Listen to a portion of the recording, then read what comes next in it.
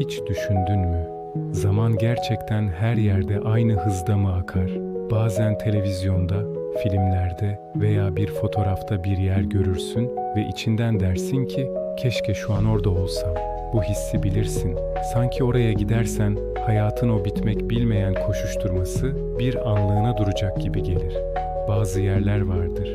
Oraya adım attığında, hatta sadece baktığında bile insan fark etmeden yavaşlar. Elindeki telefonu unutuverirsin. O an aklına ne yapman gereken işler gelir, ne de cevaplaman gereken mesajlar. Sadece durursun.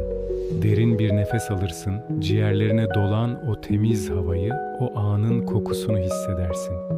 Ve bir an için sanki dünya duruyormuş gibi gelir. İşte bugün sizi tam da böyle yerlere götüreceğim. Zamanın adeta aktığı değil, süzüldüğü, hatta bazen durduğu o büyülü 10 yere. Hazırsanız bu yavaşlama yolculuğuna başlayalım. İlk durağımız İzlanda'nın güney kıyılarında, adeta bir masal diyarından fırlamış gibi duran Seljalandsfoss Şelalesi. Burası bildiğiniz şelalelerden değil, sular yüksekten gürültüyle dökülmez. Aksine sanki gökyüzünden yeryüzüne nazikçe inen bir tül perde gibi zarifçe süzülür. Seljalandsfoss'un en büyülü yanlarından biri, arkasına geçip dünyaya akan suyun ardından izleyebilmenizdir. O an, suyun her bir damlasının yavaş çekimde dans edişini görürken, zaman kavramı anlamını yitirir. Etrafınızdaki yemyeşil doğa, suyun serinliği ve o eşsiz manzara karşısında insan, kendi varlığının ne kadar küçük, evrenin ise ne kadar büyük ve görkemli olduğunu anlar. Saat kaç, günlerden ne, hiçbiri aklınıza gelmez. Çünkü Seljalandsfoss'ta zaman, saatin tik taklarıyla değil, suyun yeryüzüne dokunuşuyla ölçülür. Şimdi rotamızı bambaşka bir coğrafyaya, Japonya'nın gizemli ve derin ormanlarından birine çeviriyoruz.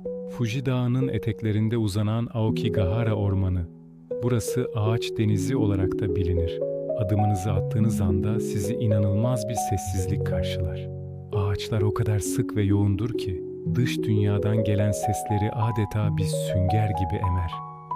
Rüzgar bile burada fısıldayarak eser. Yosun kaplı zemin, güneş ışığının sızmakta zorlandığı loş bir atmosfer. Hepsi bir araya gelince, zamanın ilerlemediği, sadece donup kaldığı bir his yaratır. Burada yürürken adımlarınız yavaşlar, nefesinizi bile daha sessiz alıp vermeye çalışırsınız. Aokigahara, insana kendi iç dünyasıyla baş başa kalma fırsatı sunar. Dışarıdaki dünyanın hızı ve karmaşası bu ormanın sınırında kalır. İçeride ise sadece siz, doğa ve durmuş bir zaman vardır. Japonya'nın dingin sessizliğinden Atlantik Okyanusu'nun ortasında, Norveç ve İzlanda arasında kalmış, adeta unutulmuş bir cennete gidiyoruz, Faroe Adaları. Burası 18 volkanik adadan oluşan, dramatik falezleri, yeşilin binbir tonunu barındıran vadileri ve sürekli değişen havasıyla bilinen bir yer. Faroe Adalarına gittiğinizde saatinize bakmak aklınıza bile gelmez. Çünkü burada zamanı belirleyen şey saatler değil, gökyüzünde adeta dans eden bulutlardır. Bir an güneş açar, bir sonraki an sis basar ve manzara tamamen değişir. Okyanusun üzerine çöken sis, falezlerin tepesinde süzülen bulutlar, insan kendini bir an bu dünyanın dışında bambaşka bir boyutta hisseder. Zaman burada akmaz. Gelgitlerle, rüzgarın yönüyle ve bulutların hareketiyle şekillenir. Bu sürekli değişim içinde bir durağanlık vardır ve o durağanlık insana zamanın ne kadar göreceli olduğunu hatırlatır. Şimdi dünyanın en gerçeküstü manzaralarından birine, Bolivya'daki Salar de Uyuni'ye, yani dünyanın en büyük tuz gölüne gidiyoruz. Yağmur mevsiminde bu devasa tuz düzlüğü, ince bir su tabakasıyla kaplanır ve yeryüzünün en büyük aynasına dönüşür. Gökyüzü ve yeryüzü birleşir. Bulutların üzerinde yürürsünüz, ufuk çizgisi kaybolur. O an nerede olduğunuzu, hangi yöne gittiğinizi anlamak imkansızlaşır. Zaman mı? O da bu sonsuz yansımanın içinde eriyip gider. Salar de Uyuni'de yürürken attığınız her adım sanki sonsuzluğa atılmış bir adımdır. Zamanın bir başlangıcı veya sonu yokmuş gibi gelir. Geçmiş, gelecek, hepsi o anın içinde birleşir. Burası sadece bir coğrafi harika değil, aynı zamanda insanın zaman ve mekan algısını altüst eden felsefi bir deneyimdir. Zaman, burada bir nehir gibi akmaz, bir okyanus gibi durur. Yeniden İzlanda'dayız ama bu sefer bambaşka bir yüzüyle karşı karşıyayız. Jökulsárlón Buzul Gölü. Burası, devasa bir buzuldan kopan buz parçalarının denize ulaşmadan önce toplandığı bir lagün. Yüzyıllardır, belki de binlerce yıldır var olan buz kütleleri suyun üzerinde sessizce ve yavaşça süzülür. Mavi, beyaz ve siyahın en inanılmaz tonlarını barındıran bu buz dağları adeta zamanın heykelleri gibidir. Burada hüküm süren sessizlik ağırdır, neredeyse elle tutulacak gibidir. Arada bir buz parçasının dönmesiyle veya çatlamasıyla çıkan ses, bu sessizliği daha da derinleştirir. Jökulsárlón'a bakarken, bir saniyenin, bir dakikanın ne kadar anlamsız olduğunu fark edersiniz. Çünkü gözünüzün önünde akan şey saniyeler değil, jeolojik çağlardır, yüzyıllardır. Her bir buz parçası dünyanın geçmişine dair bir sırrı taşır ve siz o an bu sonsuz akışın sadece küçük bir tanığı olursunuz. Bazen zamanı yavaşlatan şey doğanın görkemi değil, bir yolun kendisidir. Amerika Birleşik Devletleri'ni bir uçtan bir uca geçen efsanevi Route 66 gibi. Bu yol sadece asfalttan ibaret değildir. Bir dönemin ruhunu, hayallerini ve hikayelerini taşır. Route 66'da araba kullanırken amacınız bir an önce bir yere varmak değildir.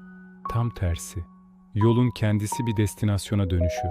Gün batımına doğru uzanan o sonsuz yolda ilerlerken yol kenarındaki eski benzin istasyonları, neon ışıklı moteller ve terk edilmiş kasabalar sizi geçmişe götürür.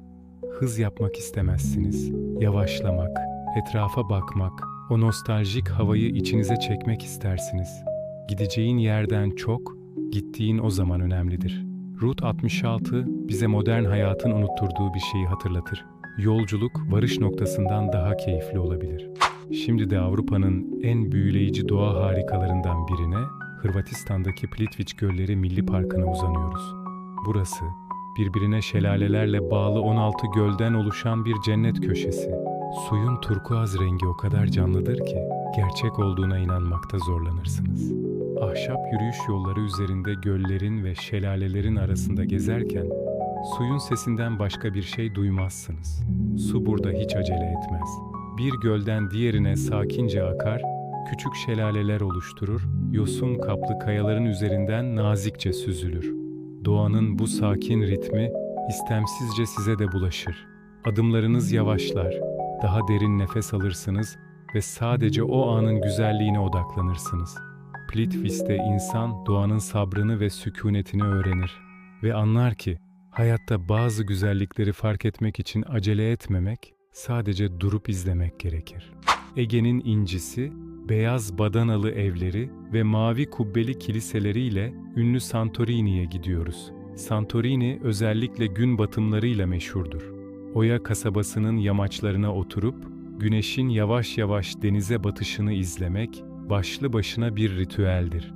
Güneş ufuk çizgisine yaklaştıkça gökyüzü turuncunun, pembenin ve morun en güzel tonlarına bürünür. O an sanki tüm ada nefesini tutar.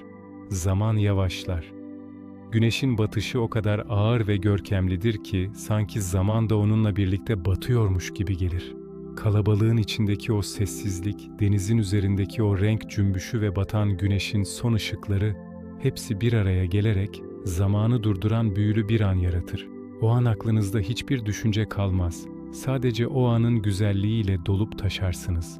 Santorini gün batımı, zamanın ne kadar güzel duraklayabileceğinin kanıtıdır. Şimdi dünyanın en güney ucuna, vahşi ve el değmemiş doğasıyla nefes kesen Patagonya'ya gidiyoruz. Şili ve Arjantin topraklarına yayılan bu bölge, devasa granit dağları, turkuaz gölleri ve uçsuz bucaksız buzullarıyla bilinir. Patagonya'da insan doğanın ezici büyüklüğü karşısında ne kadar küçük olduğunu anlar. Torres del Paine'nin kule gibi yükselen zirvelerine baktığınızda veya Perito Moreno buzulu, Nun devasa duvarının önünde durduğunuzda kişisel dertleriniz, endişeleriniz anlamsızlaşır. Rüzgarın sesi, doğanın gücünü size sürekli hatırlatır. Burada zaman insan ölçeğinde değil, jeolojik ölçekte işler. Bir dağın oluşumu milyonlarca yıl, bir buzulun hareketi yüzyıllar sürer. Bu görkemin karşısında kendi hayatımızın bir anlık parlamadan ibaret olduğunu fark ederiz.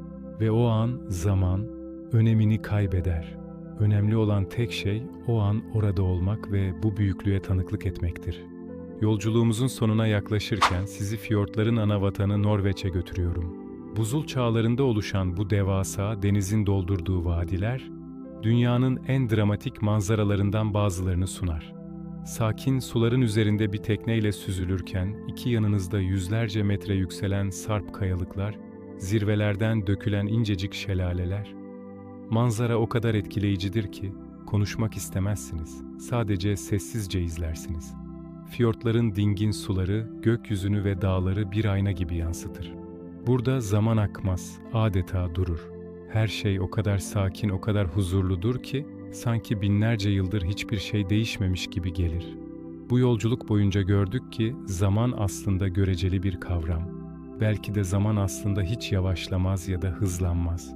Belki de biz doğru yerde, doğru anda olduğumuzda hayatın koşturmacasından sıyrılıp onu farklı hissetmeyi öğreniriz.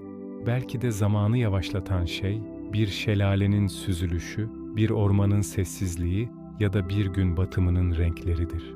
Önemli olan hayatımızda bu yavaşlama anlarını yaratabileceğimiz yerleri bulmak.